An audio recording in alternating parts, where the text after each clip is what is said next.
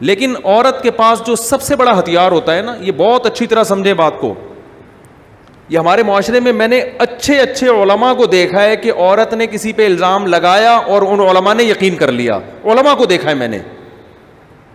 تو آپ سوچو, ٹھیک ہے بہت سے علماء نہیں کرتے, لیکن جب علماء کا یہ حال ہے تو عوام کا کیا ہوگا.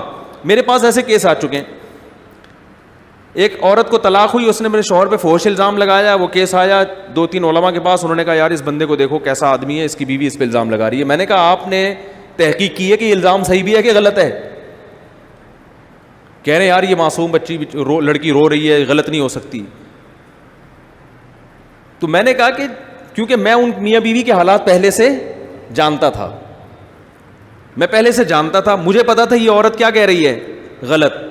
چونکہ اس عورت کو نا, اب میں زیادہ ڈیپ میں اس لیے نہیں جاتا کہ پھر لوگ بیان جن کے بارے میں ہو رہا ہے وہ سمجھ جاتے ہیں, تو میں کوشش کرتا ہوں کردار کو اور کچھ واقعات کے پہلوؤں کو چینج کرنے کی, تاکہ جن کے ساتھ ہوا ہی وہ نہ سمجھیں گے ہمارے بارے میں بات ہو رہی. عورت کو پہلے طلاقیں ہو چکی تھی 2-3 دفعہ, اب جب دوبارہ اس کو طلاق ہوئی ہے نا تو اس کی معاشرے میں کیا تھی, بدنامی, کہ لوگ بولیں گے کہ یار یہ عورت ہی غلط ہوگی. تو ایسے موقع پہ اس نے کیا لگا دیا, الزام شوہر پہ لگا دیا کہ یہ کیا ہے, یہ یوں کرتا ہے, یہ یوں کرتا ہے. اب میاں بیوی کے اندر کی باتیں میاں بیوی کے علاوہ کوئی نہیں جانتا. تو ایسے موقع پہ شریعت یہ کہتی ہے خاموشی اختیار کرو, نہ عورت کو سچا کہو نہ جھوٹا, کیونکہ سچ کا امکان بھی ہے کہ ہو سکتا ہے ایسا ہو, لیکن آپ کے پاس جب تک کوئی دلیل نہیں ہے تو آپ کیا کرو گے, خاموش. نہ عورت کو جھوٹا کہو گے نہ سچا, خاموشی. بھائی ہمارے پاس کوئی شرعی گواہ نہیں ہے, الزام کے لیے تو گواہ چاہیے نا. غالباً وہ تھے امام شافعی رحمہ اللہ تعالیٰ تھے, بہت بڑے جج تھے, قاضی تھے نا اپنے دور کے. ان کے پاس ایک عورت آئی روتے ہوئے, اپنے شوہر کے الزام ظلم بیان کرنے لگی, اور ایسے رو رہی تھی کہ ان کے پاس کوئی تابعی بیٹھے ہوئے تھے یا صحابی تھے, انہوں نے کہا کہ بھائی آپ اس عورت کی فریاد سنیں اور اس کے شوہر کو بلا کے سزا دیں, یہ واقعی سچ بول رہی ہے. تو انہوں نے فرمایا کہ دیکھو, کیونکہ ان کا تو کام یہی تھا نا, وہ تو جج تھے, وہ تو صبح شام رونے دھونے دیکھتے رہتے تھے, اب تو وہ نہیں متاثر. انہوں نے کہا کہ اگر یہ رونا کسی کے سچا ہونے کی علامت ہوتی تو پھر یوسف علیہ السلام کے بھائی جو ان کو کنویں میں ڈال کے آئے تھے نا, وہ بھی سچے ہوتے, کیونکہ خود کنویں میں ڈالا اور ابا کے سامنے آ کے رو رو کے بیان کر رہے ہیں کہ بھائی کو بھیڑیا کھا گیا. قرآن کہتا ہے وَجَاءُوا أَبَاهُمْ عِشَاءً يَبْكُونَ, رات کو ابا کے پاس روتے ہوئے آئے تھے, سارے روتے ہوئے. تو خود کنویں میں ڈالا ہے اور رو رو کے ابا کو دکھڑا سنا رہے ہیں کہ ہائے ہمارا بھائی مر گیا اور ہم بہت غم ہے ہمیں. تو رونا قطعاً اس کی علامت نہیں ہے کہ جو رو کے بات بیان کر رہا ہے وہ سچ کہہ رہا ہے. جو بڑا کذاب ہوتا ہے نا وہ بہت تمیز سے روتا ہے. بلکہ میں تو اب کسی کے جنازے میں کسی کو بہت زیادہ روتے ہوئے دیکھوں تو مجھے ڈر ہوتا ہے اسی نے نہ مارا ہو کہیں. اتنے میں نے جھوٹے رونے والے دیکھ لیے ہیں مارکیٹ میں کہ جنازے میں جو لپٹ لپٹ کے رو رہا ہے نا, ایسا نہیں کہ آپ اس کو خامخواہ قاتل قرار دے دیں, میں نہیں کہہ رہا کہ ہمیشہ ایسا ہوتا ہے, مجھے وسوسہ اتنے میں نے جھوٹے رونے والے دیکھ لیے ہیں کہ مجھے اس پہ وسوسہ ہونے لگتا ہے کہ کہیں کمبخت نے مارا نہ ہو, کیونکہ جو مار کے بھی بہت روتا ہے کہ تاکہ لوگوں کو اس پہ تو شک ہی نہ جائے. لیکن ایسا نہ ہو خام میں کسی بے گناہ کو آپ پکڑ کے چترول لگا دے کہ تو کیوں اتنا رو رہا ہے, تو نہیں مارا, ہو سکتا ہے ویسے ہی رو رہا ہو, لیکن اس رونے سے متاثر نہ ہو. کہنے کا مطلب یہ. تو انہوں نے فرمایا بھائی میں شوہر سے بلا کے تفتیش کروں گا, اس کے رونے سے میں متاثر نہیں ہوں گا.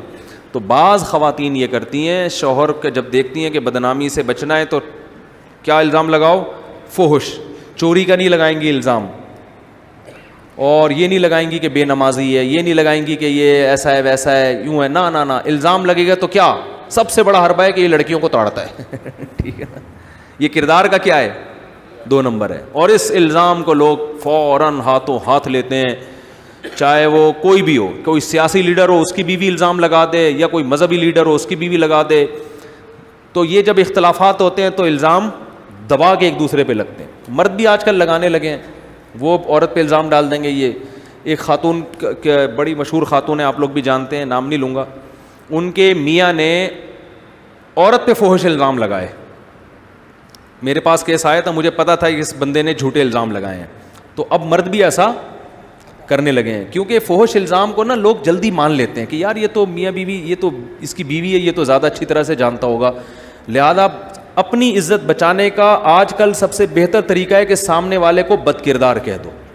عورت ہے تو اس پہ یہ الزام لگا دو اس کے مردوں سے چکر چل رہے ہیں, شوہر ہے تو اس پہ یہ الزام لگا دو اس کے لڑکیوں سے چکر چل رہے ہیں. یہ بہترین الزام ہے, مارکیٹ میں فوراً چلتا ہے, اس لیے کہ آپ کے وضاحتی بیان آنے سے پہلے ویڈیو ملینز تک پہنچ چکی ہوتی ہے. اب آپ وضاحتیں دیتے رہو بیٹھ کے, اور وضاحت کوئی مانے گا کوئی نہیں مانے گا, وہی قصہ ہو جائے گا چکر میں تو ڈال دیا. سنا دوں جلدی سے چکر میں ڈال دیا والا, پھر بس بات ختم کرتا ہوں موضوع سمیٹ کے. وہ ایک نابینا آدمی اونٹ پہ سفر کر رہا تھا, نہیں نابینا نہیں, ایک آدمی اونٹ پہ سفر کر رہا تھا, کسی دوسرے شہر جا رہا تھا, راستے میں اس کو نابینا ملا. جب نابینا ملا ہے تو اس نابینا نے کہا مجھے بھی اپنے ساتھ سواری پہ بٹھا لو, معذور آدمی ہو. اس نے کہا چل بیٹھ جا, اس پہ ترس کھایا, اس کو اپنے ساتھ بٹھا لیا. اچھا وہ آدمی کی بیوی بھی اس کے ساتھ تھی, اس آدمی نے بیوی کو آگے بٹھایا, خود پیچھے بیٹھا اور اس سے پہلے پیچھے نابینا کو بٹھا دیا کہ چل یار تجھے بھی پہنچا دوں گا, نابینا ہے معذور ہے. اب سفر کرتے کرتے کسی دوسرے ملک میں پہنچے, وہاں تو کوئی بھی ان کو نہیں جانتا. نابینا نے شور مچایا, بولا لوگو یہ میری بیوی ہے, اس کمبخت نے, میں نے اس کو لفٹ دی تھی, میں اپنی بیوی کے ساتھ اونٹ پہ سفر کر رہا تھا, اس کمبخت کو میں نے لفٹ دے کے بٹھایا اور اس نے اس کو اپنی بیوی بنا لیا. اب اجنبی شہر میں تو لوگ نہیں جانتے نا, پہلے کوئی نادرا کے سرٹیفکیٹ بھی نہیں ہوتے تھے. لوگوں نے پکڑ لیا بھائی اس بندے کو, ہاں بھائی تو کمبخت, تو ایک معذور آدمی سے اس طرح کھیل رہا ہے. اس نے کہا بھائی میری بیوی سے پوچھ لو کس کی بیوی ہے.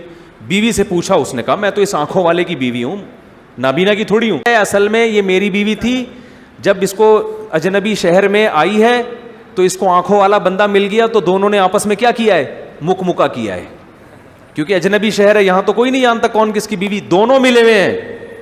اب پبلک دو حصوں میں ڈیوائڈ, کوئی کہہ رہا ہے اس کی بیوی ہے, کوئی کہہ رہا ہے نہیں بھی جھوٹ بول رہا ہے, کوئی کہہ رہا ہے اس کی ہے, کوئی کہہ رہا نہیں.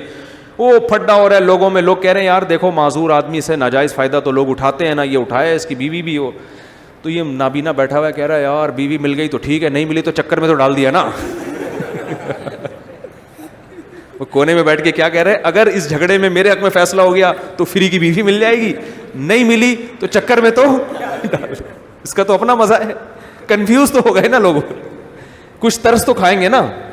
تو فحش الزام ایک ایسی چیز ہے کہ آپ کسی پہ بھی ڈال دو, ملینز تک ویڈیو وائرل ہوتی ہے, لوگ یقین کریں نہ کریں چکر میں بہرحال پڑ جائیں گے, کردار مشکوک بہرحال ہو جائے گا. جب کردار مشکوک ہو گیا تو اب بات میں جان نہیں رہے گی. لوگ کہیں گے ابے بندہ تو ہے نا ایسا, کچھ کہیں گے ہاں ہے, کچھ کہیں گے پتہ نہیں ہے کہ نہیں ہے, کچھ وسوسوں میں آ جائیں گے. تو یہ ہمارے معاشرے کا ایک بہت بڑا فالٹ ہے. شریعت کا اصول یہ ہے کہ کسی کی ذاتیات کو اچھالنے کی قطعاً اجازت نہیں ہے.